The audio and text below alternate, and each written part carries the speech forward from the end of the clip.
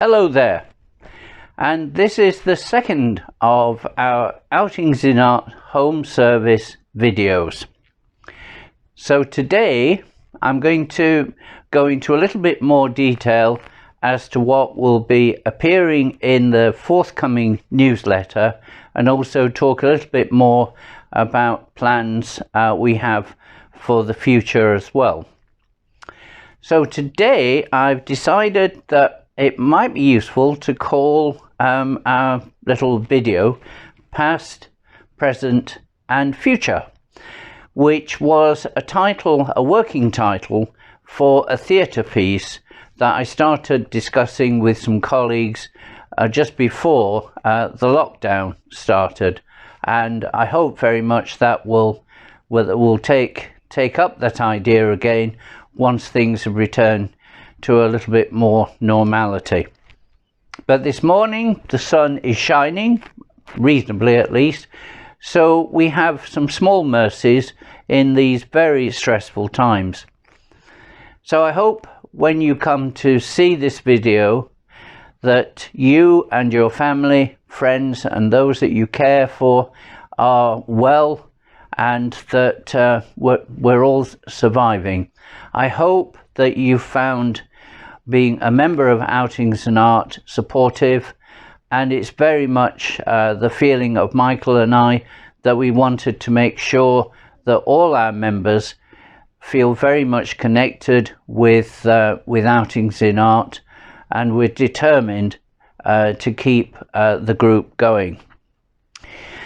So I've been sending out quite a lot of information from various other sources, from other websites, from emails, from colleagues, from things. So I just wanted to check that you were okay with that, because I know it's been a lot, and sometimes on top of everything else that's happened, it may occasionally get a little too much. If there's anything, any particular thread that you receive and you're not happy to have received it, or you don't want to continue receiving it, you've just got to let me know. So there's no obligation to carry on receiving these forwarded messages if it's not something that's of particular interest to you. But I do hope very much that you'll continue to be a member of the group. And we've actually collected a few new members, which is a very pleasant surprise given the current situation.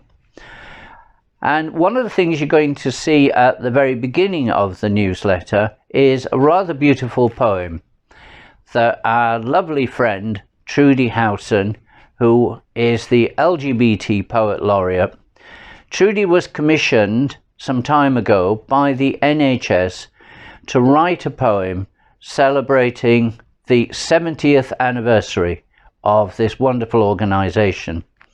And it's helpful to remember that it was actually formed, apparently, I didn't know this, in July of 1948.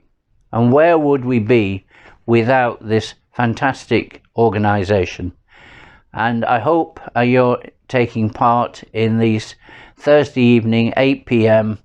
clapping for the NHS. We've been out in our little front garden doing that, and long may they continue to look after us. And I've recently recorded a podcast. I had no idea what a podcast was, but it is, if you like, a kind of radio interview. So you chat to somebody, they ask you questions, it's recorded, but instead of it going out over the radio, it goes out over the internet. This podcast series is called Up the Arts. That's Up the Arts, Stuck at Home.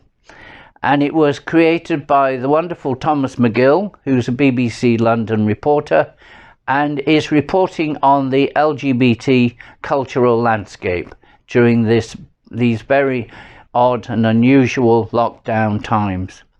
Well worth listening to, not just mine, but there's several others. So if you just look that up and sign up for podcasts in general. Jeff's Sculpture Trail number 2 will be in the newsletter, and as it happens, Jeff is Alan's partner, and Alan is the IT guru who makes sure that all my ramblings in the newsletter are put into some sort of format that can then be sent out to all you good people.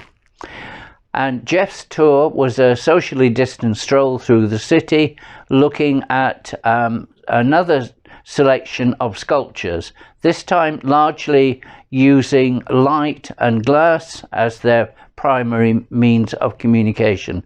A really lovely short PowerPoint, and it's on the website now.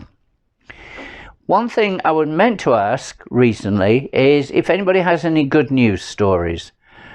Here in where we live, we've found that neighbours have been helping. There's a lot of initiatives in terms of asking people if they need support and help. All the local shops, despite all the difficulties of getting restocking and reduced opening hours, have been quite brilliant.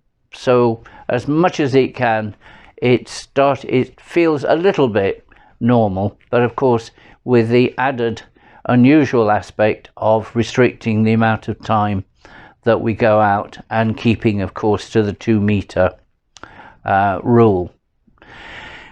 And I said past, present, future. So the past, in the newsletter, I've included a photo that I came across the other day, which was me speaking at an LGBT History Month event at the V&A. I remember it as being great fun. It was brilliantly organised. So I hope you might enjoy seeing that. And Loudest Whispers, in its 11th edition, Peter and Marius have done a brilliant job in creating an exhibition from the largest submission to date of work in this ever-growing LGBT exhibition. It's currently on, continues to be on at St Pancras Hospital, and for obvious reasons it's not open to the general public, but I think it's bringing great comfort and joy to staff and selected service users. The virtual museum and galleries section on the website continues to grow because most of the major museums and galleries in London, and actually way beyond London and outside of the UK, are starting to create virtual initiatives. The National Gallery, who has mounted an exhibition of Titian, and Titian is one of my great passions, one of the great painters that we've ever produced. And the exhibition is entitled Love, Desire, Death. Well, who would want to miss that? But sadly, of course, we cannot go and see it in the flesh, so to speak, of which Titian was a master of painting flesh, as you will see if you go to BBC iPlayer and download something called Behind Closed Doors, which is a documentary about the exhibition. Tate Modern on its YouTube channel has a similarly curated tour of the current Andy Warhol exhibition. And our dear friends at the British Museum have not been left behind in all this, and I will be putting the details on the newsletter. But of the many things that they also offer a curated tour of Desire, Love, Identity, which is their LGBT trail of the collection. It's narrated by the wonderful Simon Russell Beale and the equally marvellous Fiona Shaw, who will be seen shortly in the third series of Killing Eve. And I love that show. So that's the British Museum for you. And here's the future. So we've got some things coming up, and one of them is an exhibition which may well take place in a virtual form, and it's called London Around the City in 80 Festivals. It was created by my very good friend Steve Hollingshead, a photographer who's been photographing the weird, the wonderful, the quirky, the marvellous of this great city of ours for over 25 years. And we're hoping this might be shown as part of the great get-together in June, which for obvious reasons, may finish up in some virtual edition of that fantastic festival. And Trudy asked me to remind you that she and I and some of our colleagues at the Westminster LGBT Forum have been working on an exhibition called Celebrating Queer Soho. It was to have been held in the House of St. Barnabas in May, and again, for reasons of lockdown reasons, will more than likely be moved to September, but well worth looking out for. And the final thing I just wanted to say is last week on Friday I was involved in a Zoom group, and before Zoom I think, like probably many of us, meant nothing at all to me, along with FaceTime. It's one of the ways in which people in a group keep in touch. And this Zoom group is run by Daniel of the Camden People's Theatre and his lovely partner Martin. They have an LGBT theatre company called Inky Cloak, and we're currently working on developing an idea through this Zoom group.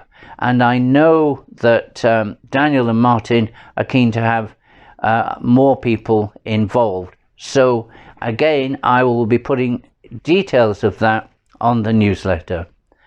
It just remains for me to say, on behalf of Michael and myself, we hope that you stay well, that you stay connected, and more than ever, that we stay curious in these very challenging times.